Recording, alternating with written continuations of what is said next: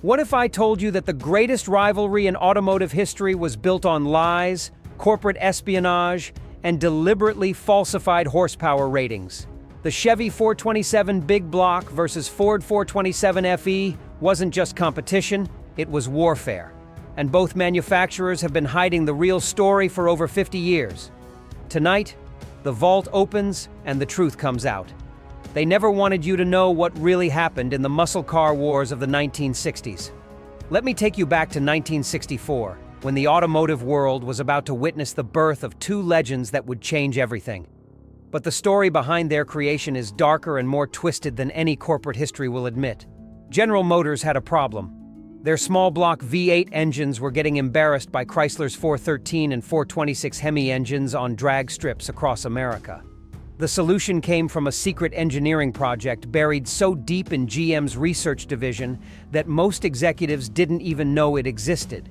The Chevy 427 Big Block emerged from what insiders called Project Rat Pack, a clandestine operation to build the most powerful production engine in automotive history. Engineers working 18-hour days in unmarked buildings created a power plant that would make grown men weep tears of pure octane. Meanwhile, across town at Ford, Henry II was watching Chevrolet's racing dominance with the fury of a man whose family legacy was being destroyed on Sunday afternoons. Ford's response was swift and brutal. They unleashed their own secret weapon, the 427 FE engine, developed under a program so classified that participants had to sign non-disclosure agreements. But here's the smoking gun that proves this was corporate warfare. Both engines shared an identical displacement of 427 cubic inches. That wasn't coincidence. It was espionage. Industrial spies, stolen blueprints, and midnight raids on competitors' research facilities were standard operating procedure in 1960s Detroit. Internal memos from both companies, documents that somehow survived the corporate paper shredders, reveal that executives knew they were creating engines capable of performance that would attract unwanted government attention. The solution was simple: lie about everything. Horsepower ratings would be deliberately conservative. Performance testing would be conducted in secret. And the real capabilities of these engines would remain classified information, known only to a select few engineers and racing insiders. The conspiracy to hide the truth about America's most powerful engines had officially begun. Now we're diving into the numbers they buried, the specifications that would have rewritten every physics textbook if the public had known the full truth. Prepare yourself for technical revelations that will change everything you thought you knew about muscle car performance. The Chevrolet 427 Big Block officially produced 425 horsepower in L71 trim and 435 horsepower in the legendary L88 configuration. But those numbers were fiction designed to fool insurance companies and federal regulators. Independent dyno testing conducted in secret facilities revealed the shocking truth. These engines were producing over 500 horsepower in stock configuration. Ford's 427 FE fought back with equally impressive deception. The official ratings claimed 410 horsepower for single four-barrel versions and 425 for dual-quad setups. But underground testing proved these engines were cranking out 470 to 510 horsepower depending on configuration. We're talking about power levels that modern supercars struggle to achieve. The engineering specifications tell an even more sinister story. Chevrolet's 427 featured a 4.25-inch bore and 3.76-inch stroke, creating a displacement formula that maximized both torque and high RPM power. The cylinder heads flowed enough air to support 600 horsepower without modification. Ford's 427 FE countered with a 4.23-inch bore and 3.78-inch stroke, creating an engine that could rev higher than any big block had a right to. The side oiler lubrication system was so advanced that it wouldn't look out of place in modern racing engines. But here's the most damning evidence. Both engines shared compression ratios that were deliberately understated. Chevrolet claimed 11:1 compression, but precision measurements revealed ratios approaching 12.5:1. Ford's numbers were equally fictional, with actual compression ratios hitting 13:1 in some configurations. These weren't just engines. They were precision instruments of mechanical warfare, capable of performance that would have terrified anyone who understood what Detroit had unleashed on American streets. Here's where this conspiracy gets so deep and twisted that you'll question everything you thought you knew about the muscle car era. The cover-up wasn't just about horsepower ratings, it was about preventing a complete collapse of the automotive insurance industry. Picture this. It's 1966, and insurance companies are already panicking about muscle car accident rates. Now imagine if they had discovered that the engines they were insuring at 425 horsepower were actually producing over 500 horsepower. The entire system would have collapsed overnight, taking the muscle car market with it. So Detroit made a deal with the devil.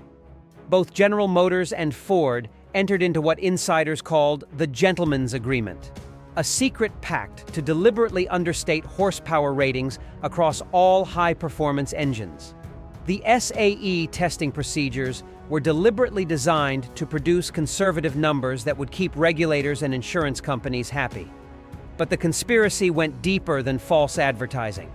Both manufacturers established secret testing facilities where the real performance numbers were documented and immediately classified. These facilities operated under military-level security, with engineers required to sign non-disclosure agreements that remained in effect for decades. Internal documents reveal that both companies maintained two sets of engineering data: the public numbers for marketing and regulatory purposes, and the classified real-world performance figures known only to top executives and select racing personnel. The gap between these numbers was staggering. Corporate spies were actively stealing secrets from competitors, leading to the mysterious similarity in displacement and performance characteristics between the Chevy and Ford 427s. Blueprint theft, engineer recruitment, and industrial espionage were standard operating procedures. The most shocking revelation? Both manufacturers knew their engines were capable of sub-11-second quarter-mile times in stock configuration, but testing data showing these numbers was immediately classified and hidden from public view. The muscle car horsepower wars weren't just about competition.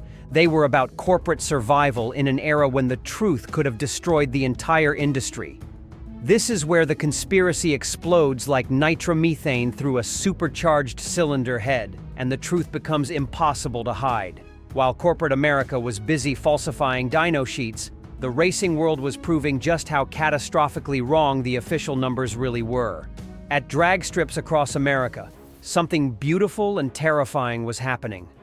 Stock Chevrolet 427 engines were consistently running quarter-mile times in the low 12s and high 11s. These weren't modified race cars. These were showroom stock vehicles that were supposed to be producing a mere 425 horsepower. Ford's 427 FE was writing its own chapter in racing infamy. Independent timing at sanctioned drag strips recorded stock Galaxies and Fairlanes running 10.9-second quarter miles at speeds exceeding 125 miles per hour.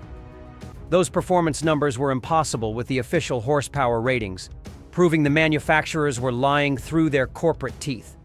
The most damning evidence came from NASCAR, where both engines were dominating superspeedways with lap speeds that defied physics based on their claimed power output. Daytona and Talladega became proving grounds where the real horsepower numbers were impossible to hide. Speeds approaching 200 miles per hour were routine, despite official power figures that should have made such performance impossible. Professional racing teams developed their own underground dyno testing, and the results were shocking. Chevrolet 427 engines were producing 520 to 540 horsepower in race trim, while Ford 427 FE engines were cranking out 510 to 530 horsepower. These weren't modified engines, they were blueprinted versions of production power plants. Drag racing magazines tried to publish the real performance numbers, but advertising pressure from both manufacturers killed most stories before publication. The few articles that made it to print were heavily edited to remove any mention of actual horsepower output or quarter-mile times that contradicted official specifications. The racing community knew the truth, but they were being systematically silenced by corporate pressure and advertising dollars. Fast forward to today, and the collector market has rendered its verdict on this decades-old conspiracy.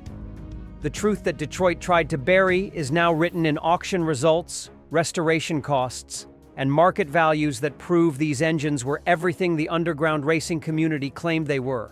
A numbers-matching Chevrolet L88 427 engine is now worth more than most people's houses.